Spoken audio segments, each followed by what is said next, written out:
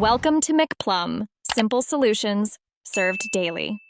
In this video, I will explain how to make a turkey fan for hunting. First, gather your essential materials.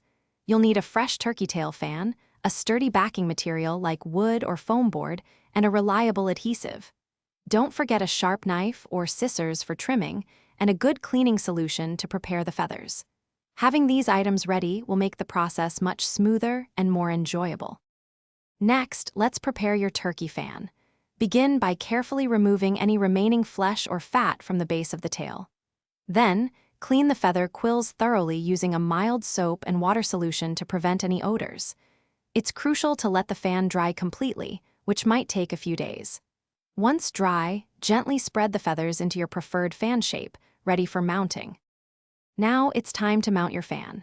First, cut your chosen backing material, whether it's wood or foam, to a size that complements the fan. Apply a generous, even layer of strong adhesive to the backing where the quills will sit. Carefully press the prepared turkey fan onto the adhesive, ensuring good contact.